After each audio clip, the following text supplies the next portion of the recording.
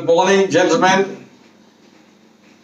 It's a wonderful time to talk to you, and all over it's raining, and that has had a change in my plans. I was to fly out from Mumbai, but unable to do it because of the rain, which I'm stuck here. So I thought I should talk to you again, a very important topic, and we are all aware about what's happening. And what is that? The Russian retreat in Ukraine. Now, when the war commenced 6 months back, frankly, I never expected the Russian army to be so unprofessional. The general staff advised Putin that it will just take a week to finish off Ukraine. It didn't happen that way, not at all. What actually happened was that the battle had gone on for months together, 6 months almost. And the net result, the Russians haven't gained anything. And now the latest position is that the Ukrainian forces have launched a counterattack. And what has happened is, vast areas have been recaptured by Ukraine. And the important point is that Ukraine's conditions for peace have hardened. Earlier, the Ukrainians were acceptable to have a peace treaty with Russia, and maybe they could have negotiated on the line of control. But now the Ukrainians have said that no discussion will take place on the line of control, and Russia has to vacate the entire territory which they have occupied. Number two, the Russians will also have to pay reparations for the damage they have caused to Ukraine. Now, I've been wondering, and I think lots of my friends have been wondering, what actually went wrong? What happened wrong? How did the Russians really not be able to subdue a much inferior power like Ukraine? The first point which I must make is, which I mentioned in my earlier videos, that Vladimir Putin had thought that this would be a cakewalk. He had planned it as a limited military engagement. He made no preparation for it. Like I pointed out, before the invasion of Iraq, the Americans had bombed Iraq for 60 or 70 days before they started the attack. The Russians did nothing. They just walked in like it's a picnic, you know. They brought in huge armored columns and they thought they would overawe the Ukrainians. I also thought so. But the net result was they had to retreat from Kyiv. They had to retreat from Kharkov. And then they changed plans and attacked in the eastern region. They took Mariupol after bitter fighting and made some gains in the Donbass region. But now if you draw a straight line on the map, you know, from Kharkov downwards, the situation is not that rosy for the Russians. And reluctantly, the Russian Defense Ministry has accepted the fact that they have ceded areas to Ukraine, and that's not a good thing. The Russian army, as far as we know, was a very professional force which fought the Germans during World War II. But frankly, after that war, that is in 1945, the Russian army had only one operation, and that was in Afghanistan. And there they suffered a defeat. But it was brushed aside because the Americans have also been defeated in Afghanistan now, and the Americans had earlier been defeated in Vietnam. So the question is, the Russian defeat there was not taken that seriously, because they said it's a mountainous country, there's the local population is apathic, and there is Islamic fundamentalism, all sorts of reasons. But Ukraine was a different kettle of fish. It's a flat country most of the time.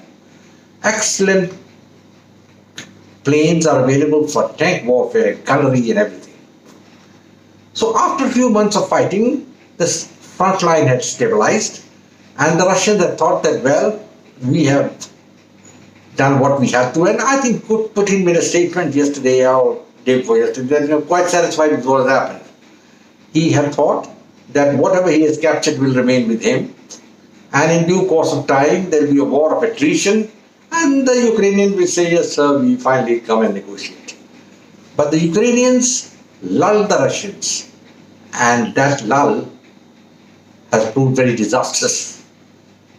They have mounted a counteroffensive, and hundreds of square miles, including some 12 cities, have been recaptured from the Russians. The Russian army has retreated, and that is something which I haven't been able to understand. In a battle in Europe, the only time the Russians retreated was during the beginning of the German offensive. That was the time when the Russians were taken unawares by surprise, and all because of Stalin, but that's a different story. But in this battle, there is no reason that why they should have retreated so badly. But there are reasons for it. As I've already told you, firstly, the Russians were not serious in their invasion of Europe, of Ukraine. And secondly, they hadn't made any contingency plan. You can't just go into it's not a picnic, you see. And they had been using minimal force initially, but now they have increased the force, but now the cat is out of the bag. The Ukrainians have been given many sophisticated weapons by the Americans and NATO, and they are using them. But victory is not because of them. Its victory is because of the morale of the Russian army, which has gone down. While the Ukrainians, I recently saw a video where the Ukrainians on a big screen in a bar were being shown the advance of their army, and they were pretty happy. They were cheering away that every inch of territory is being taken back from Russia. There's been a change in the Russian thinking also. You know, Lavrov, the Russian foreign minister earlier, had put so many conditions for talks with Russia, with Ukraine. He had said they must denazify, they must not think of NATO, and they must give more representation to the Russians and all that sort of thing. But now, in his latest speech, he said, we've never been averse to talking to Ukraine. I wonder if Vladimir Putin is looking for a face-saving way out. It's all very sad that the Russian army should be routed. That's all I can say. But everything doesn't end so simply. Much of the area which the Ukrainians have now captured is actually pro-Russian. And you may win the war, but you have to control it also, and that is where they must get you some sort of a problem. And Putin, if I think so, is not going to give up. He's not going to say surrender, okay, well, I'll give you back your territory, I'll give you reparations with the Ukrainians are fighting. It's going to happen like that. So there's going to be escalation. There will be escalation. But one point which the world is watching is that the Russians have not been able to subdue the Ukrainians, which is a surprise to most military theorists. How did Russia, with the superior weaponry, with their hypersonic missiles, a vast air force, excellent tanks, and they couldn't do much. They haven't been able to do anything in 6 months.